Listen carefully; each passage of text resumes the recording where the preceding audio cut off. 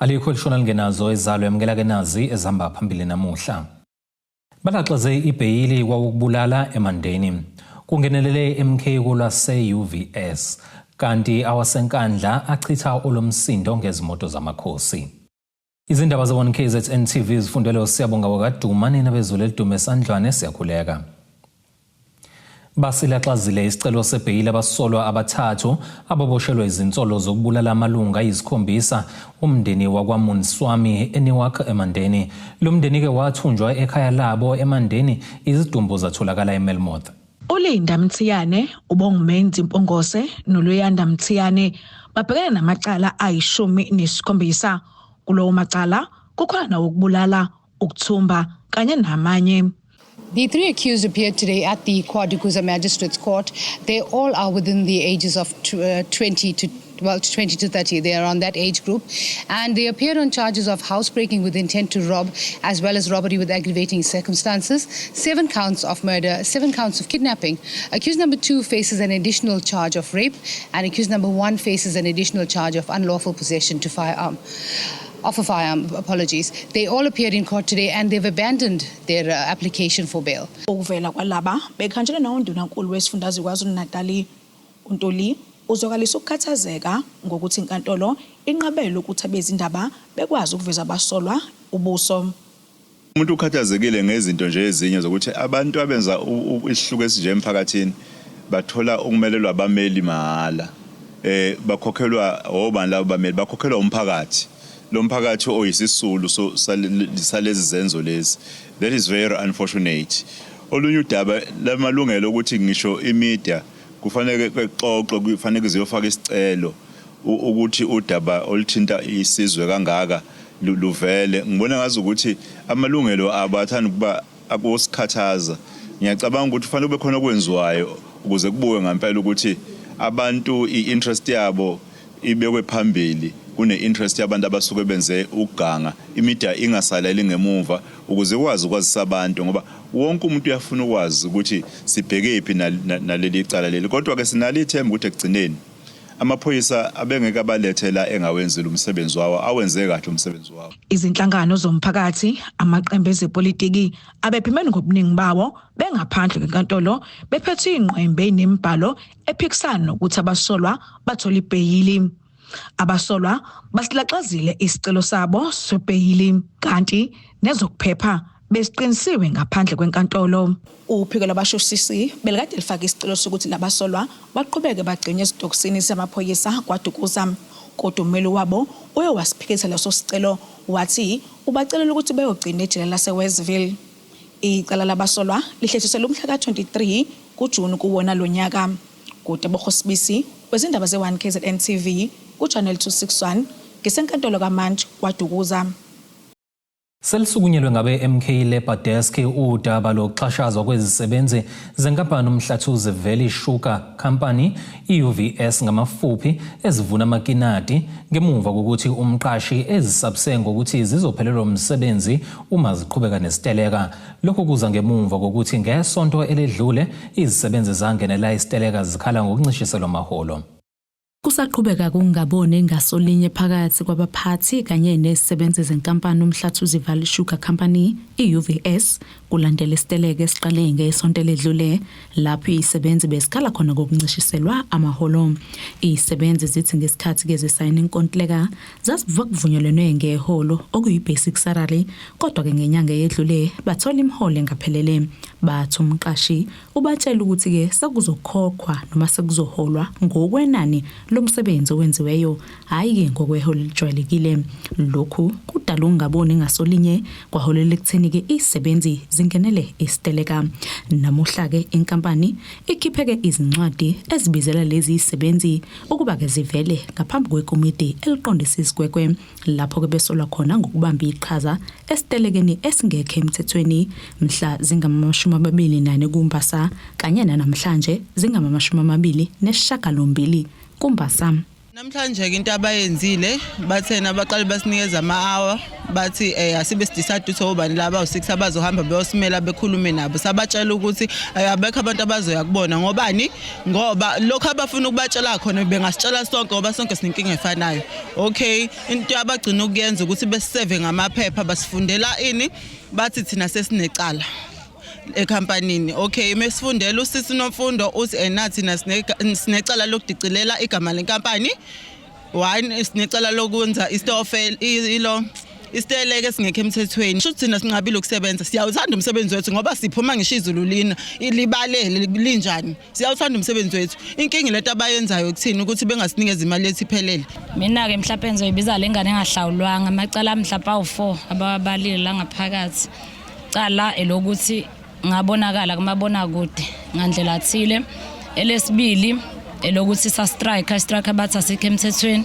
Elesithathu ngaphawula njengoba mphawula futhi yikho ngithi kushuthi sekuyelinye icala. 12 vele basitshelile njengoba silana nje sitsheliwe wathiwa hayi kusasa nayilalela zonke le zinsuku kuze kushaye umhla 12 noze nibuyela mhla 12.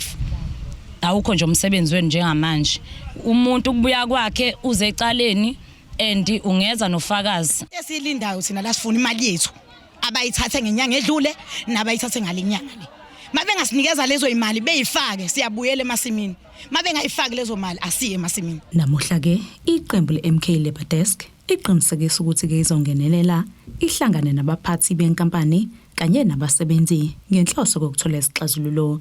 Abasebenzi bathi banethemba ukuthi ke lezi zingxoxo zoletha ushintsho futhi ke libuyise ubulungiswa emsebenzini. Njengoba nibuka nje laba abantu bonke kuthiwa sebexoshiwe esikubona kungayona into eright ukuthi ngathi umuntu axoshwe ngaphandle kwesizathu. Sitheke nathi ake sinikezwe ithuba sibuyele kwilokhoza kuyilakho sohlala phansi nama leaders elakho ukuthi cha kunesimo esikanje lapha neUVS ingane seyixoshiwe zixoshwa zingatsheliwe ukuthi inkinga ikuphi zikhuluma indaba zamaholo azo impathe ezitholayo la engekho right. Sesifisa ukuhlangana nomqashi ukuthi sitheme sifika sabona sivalelwa amagate sangakwazi ukuthola isikhathi ukuthi sikhulume nomqashi ke okuthi sizozama ngayo yonke indlela ukuthi sisondele phela kumqashi nasitshela ukuthi why elwisa laba abantu abangaka ebaxoshe bonke, then we'll take it from there. Laba ke ngemuva ukuthi sebenike izincwadi zokuqondisa kwegwegwe babese beyalwela ukuba behlala emakhaya bengeze emsebenzini andube kuze kufike usuku la ngomhla zili12 kuNhlaba bezolalela ke noma ukuqondisa kwabo izigwegwe. Esithandeke se1 KZN TV ngengusamukeliso enqulunga ngesempangeni. Amakhosi asendlunkulu enkandla asechithe imbiko ebhekiswe kumnyango wezokubusa ngokubambisana nobuholi bomdabu KwaZulu-Natal yokuthi kwakhethwa amakhosi ayiqembu le-IFP ahlonishwa ngezimoto. Lamakhosi aphumele obala ngesonto ledlule athi alokho akusilo iqiniso kwaba isipho esabe sivela kulomnyango akholelwa ukuthi namanye amakhosi ngokuhamba kwesikhathi azonikwa. Abalolo kamane ngamakhosi esifundeni ngengcwetshwa ahlumla ngezimoto kumnyango wezokubusa ngokubambisana nobuholi bomdabu KwaZulu-Natal. Lo mnyango wanikezela ngezimoto ingxenye yamakhosi asendlunkulu ngenhloso yokuba akwazi ukuqhuba umsebenzi wawo kalula. Amakhosi asenkandla athi akusilo iqiniso lokuthi lo mnyango wanikeza amakhosi angase kube nomdlelwano kwamaqembu athize. La polisi yethu umuntu ngithanda usho lokhu ngoba seshabanye abantu bayayibuza bayayibhula bangabekhona kuma social media bebuza ukukhona ukuphawula kodwa ngithanda iphawule ngithandeni unalento ke ekhona nengiyibona izokudaleni ku-ATM cishe zinikezwa amakhosi abo ukuthi nikhululekile ke nabo nabakekhathi ningibuze ngayinye ngoba lokhu laba abakhulumayo kakhulukazi abawazi amakhosi ukuthi mhlawumbe mayesuke lapha eholi asuke evotela ngoba cishe amakhosi abaningi awakhuluma ngawo la usuke kucabangela lokho akazibona iprogress esithile seqembu cabangela ukuthi sokuyoba ipositive sokuyoba ipositive. Angisho ukuthi umfundi ogaka okhangayo uyasethusana ngoba ngiluhlelo lokuqala uhulumeni waphambili lokho uke waqhamuka nohlelo lokunikeza amakhosi inkomo amanye ayithola 20 khona enyathola 100. Inhlangano yabaholi bomdabu KwaZulu-Natal Controllers igxeke umnyango zokubuswa ngobambisana waholi bomdabu lapho ke iveze khona ukuthi ayiyazi indlela eqondile yabe isetshenziswa ngokunikeza kwamakhosi ngeemoto. Lamakhosi athi ayakholwa kulolu hlelo lungokuqhubekayo. Kwadlula lapho banamakhosi njengamanje sesikoleni ayafunda uqhubeka ku-MEC lokhona ngokade kwaqaliwe mhlawumbe MEC ozongena uyaqhubeka lapho lokho njengamanje uthembisa ukuthi lolu hlelo lwemoto oluqale ngalawa makhosi liyaqhubeka. Umbuzo wena ukuthi ngoba kukhulunywe lawo lolu hlelo oluqalileyo luvele lwafanele qala. Umbuzo wami kufanele qale ngobani labefuna qale ma luqalile uhlelo lwezindlu khona amakhosi akhe lezindlu ngobani labefuna qale ma. Imeya yomasipala eNdumeni uMcebo Mkhize uthi okuseqhulwini uvuselele ezolimo njengoba umasipala unothile ngomhlaba. UMkhize usho kanje ethula izinhlelo zentuthuko edidiyelwe emphakathini waseNdumeni ohlelweni obelibanjelwe enkundleni yezemidlalo eDande. Kokunye ke akuvezile ukufukula umnotho ngenhloso yokudala amathuba emisebenzi. Imeya yomasipala eNdumeni uMcebo Mkhize uthi ngokwabo lube impumelelo uhlelo lokuhlanganisa usomqulu wentuthuko yomphakathi edidiyelwe. Usho kanje emcimbini wokugcina lapho bebethulela khona umphakathi. Siyafisa ukuqinisekisa ukuthi impela kuhambe kahle kakhulu njengoba ade senza uhlelo lukanyaka mali IDP and budget consultation for 2026-2027 oqala ngoJuly. Sithe ngaphambi kokuba singene enhlelweni zalonyaka mali ozoqala kodwa bekubalekile ukuba sixoxe nabantu bakithi ukuthi sireport ukuthi sesenzeni kule minyaka edlule njengoba umuntu enikezwe ithuba nje. UMkhize uthi bawahambele wonke amawadi kanti namuhla bebezowathulela ngezinhlelo zonyaka mali u2026 yaku 2027 okubalwa ukunyuka kwesidingonqangi somphakathi njengamanzi nogesi. Sibaqinisekisile abantu bakithi baba ofakazi siqale senze imjikelezo yezimbizo emawadi nonke sase sivala ke namhlanje kule Ndumezulu lapho khona siqoqa wonke amawadi sawahlanganisa la kwa ward 2 horse racing place la msuku bakhona neNdumezulu eDande July. Kule IDP yethu ke ade siyethula namhlanje inguquko zibe encane kakhulu. Onyaka ondlula siwakhuphula ngama rates kodwa kulonyaka abantu bakithi ngokuvumelana sivumelene ukuthi ama rates asiwakhuphule ngo3%. Bese futhi uhlelo luthithi refuse collection sikhuphule khona ngo2%.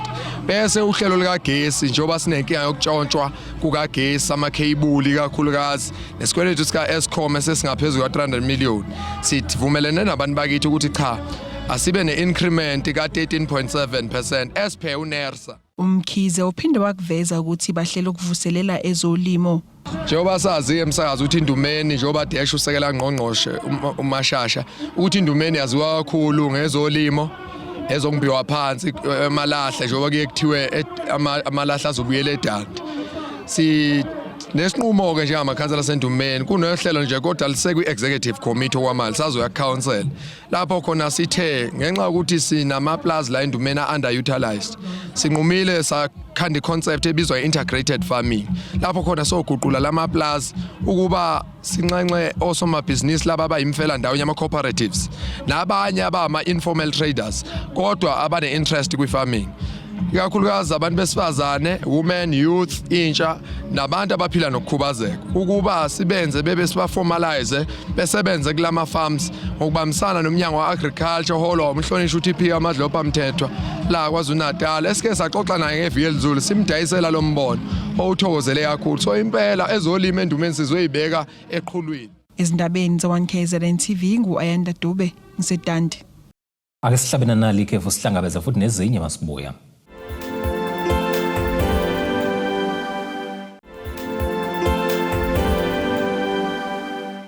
Siyakubingelela sokwamukela ukuthi usanda kubukela izindaba zethu uyamukela ke nazi izihloko esifulo sangazo namhlanje. Balaxaze ibheyili kwakubulala eMandeni. kungenelele MK lase-UVS kanti awasenkandla achitha olomsindo ngezimoto zamakhosi. Umhlaziyi ozimele wezepolitiki uSiyabonga Mdlalose uthi kubukeka angathi abantu bakuleli sebekhathele izithembiso ezingafezekiswa. Ukusho lokhu ke emva kokwehla kwesasasa lokubungazwa kosuku lwenkululeko njengoba kubonakala izitulo ezimhlophe emcimbini ke obuhanjelwe umongameli wezwe uCyril Ramaphosa eDr Molemela Stadium eBloemfontein. Umdlalose uthi ungasebenzi kwabantu nokuntuleka ke kwamathuba omsebenzi enye yezinto esicike abantu bakuleli ngoba ke abakwazi ukukhululeka kodwa bengenawo umnotho. Sekuphela iminyaka engaphezulu kwama-30 elakuleli lazuza inkululeko kusukela ngonyaka 1994 njalo mhla zingama-27 ku-April elakuleli libungaza lolu suku. Muva nje libukeka lehlile isasasa lokubungazwa kwalolu suku. Emcimbini obuseBloemfontein obuhanjelwe umengameli wezwe uCyril Ramaphosa kubonakala kwehlile ukuthanyelwa kwalomcimbi. Umhlaziyi wezepolitiki ozimele uSiyabonga Mdlalose uthi kubukeka abantu sebekhathele kwazise abakozuza lutho ngakwezomnotho kanjalo nezithembiso ezingagcinwa.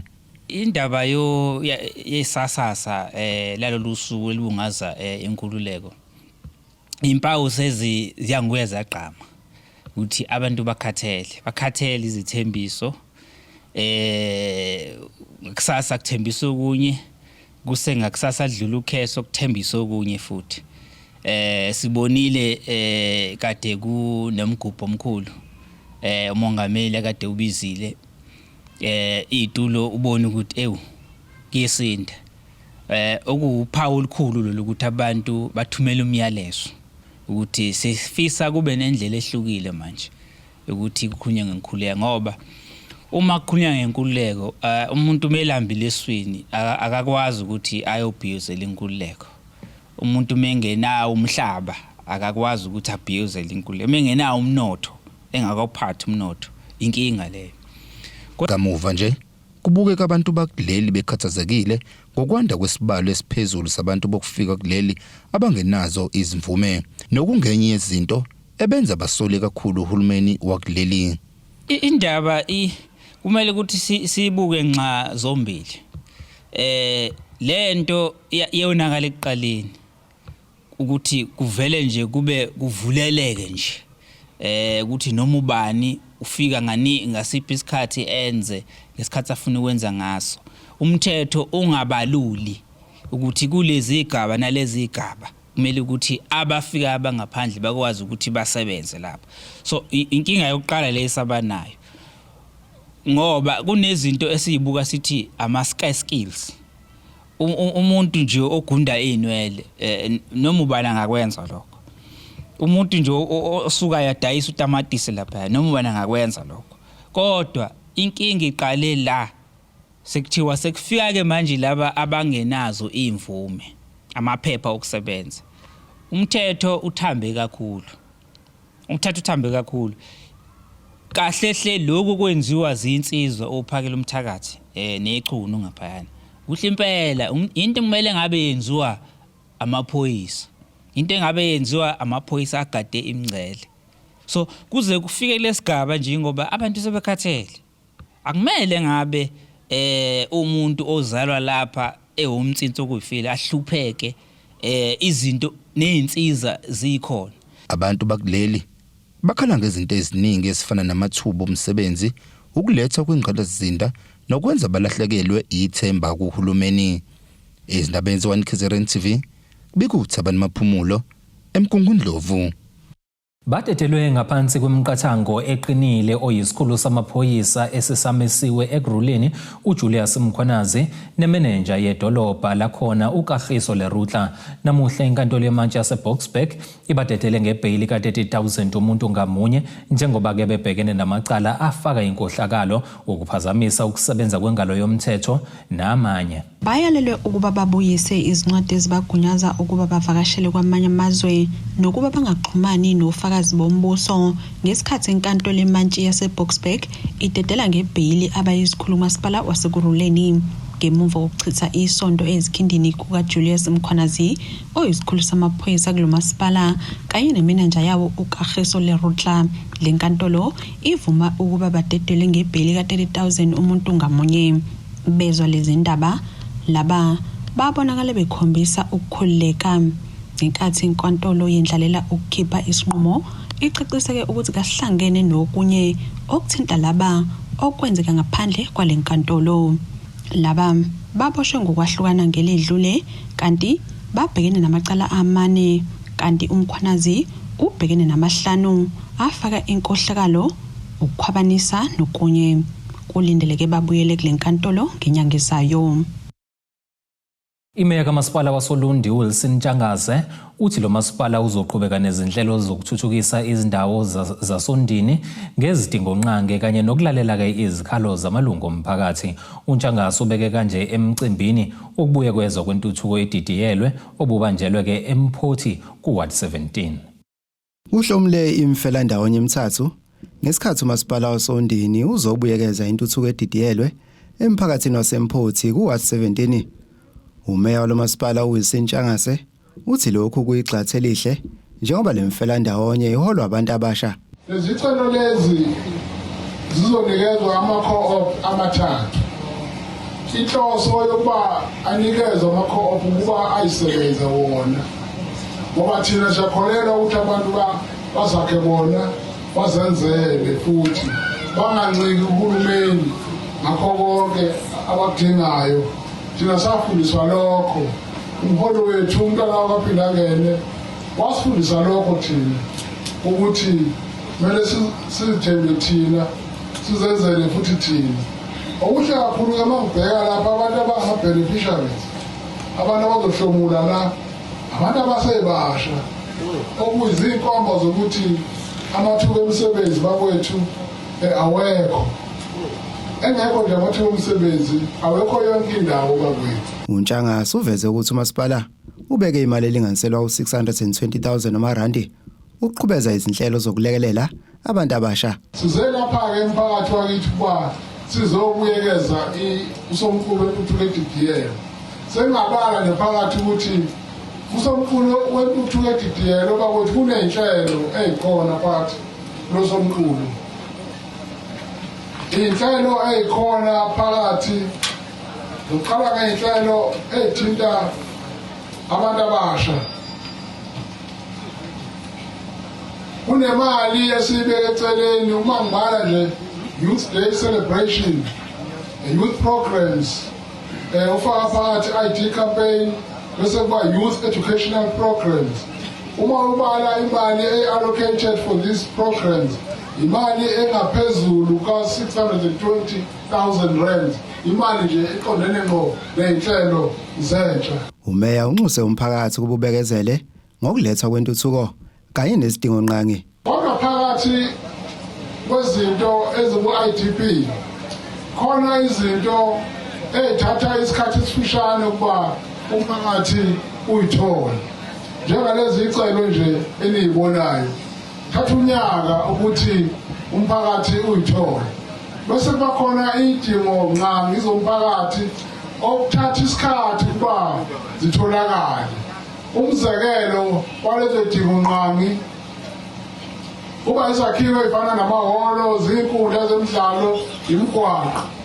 Ngoba lezo zakhiwo lezo noma lezo zinto lezo ezisuke zidingeka kudingakala ukuthi kwenziwe amaplani uhambe kuyocelwa imali kuhulumeni. Ezindabeni ze-1 KZN TV kubika uSiphamandla Gumede ngiseRichards Bay.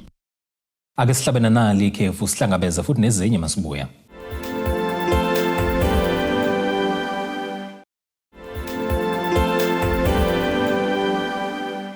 Siyakubingelela sewamukela ukuthi ke usanda kubukela izindaba zethu yamukela ke nazo izihloko esifolwa sangazo namhlanje. Balaxaze ibheyili kwakubulala eMandeni. Kungenelele MK kulase UVS kanti awasenkandla achitha olomsindo ngezimoto zamakhosi. Kuleli qophelo ke ake singene sijule engosini yezomnotho. Irandi lakuleli R16.60 maliqhathaniswa nedola laseMelika libe u-22.42 uma liqhathaniswa nopondo seBrithani, liphinde libe u-19.42 uma liqhathaniswa ne-euro lase-Europe. Igolide lona lingu-$4,622.73 i-ounce, kuthi olungahluziwe ube $108.23 umphongolo. Ake singene sijule engosini zemidlalo.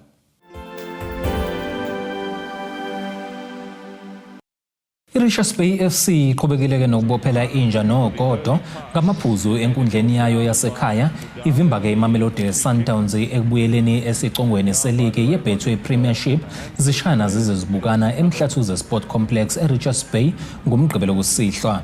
I-Sundowns engompetha abavikela isicoco seligi ye-Betway Premiership ilahle ithuba lokugudluza izimbange zayo embangweni weligi. I-Orlando Pirates ivovwa inkani i-Richards Bay esikwenze kwaba-ke injwayelo ukuthwalisa kanzima amaqembu ayizihambi enkundleni yayo yasemhlathuze.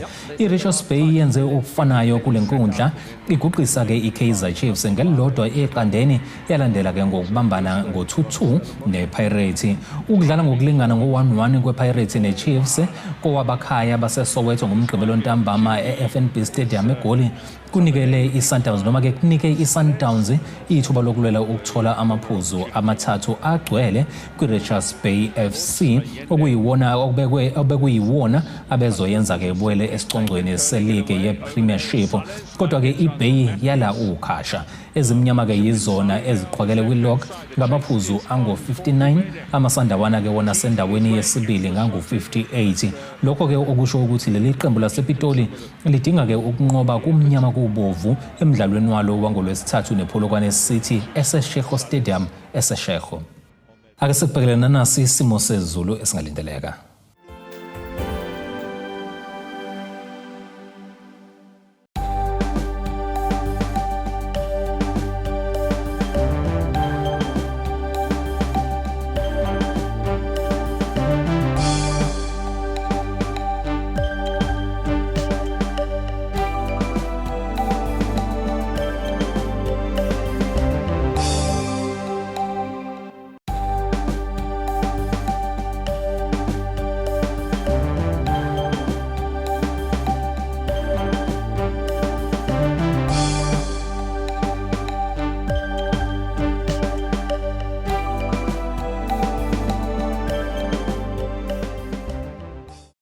Zulumnyama indlela zimhlophe ziyaguqa bese kuphathele zona namhlanje sihlangabeze noma kanjani futhi kusasa ngesikhathi esifanayo.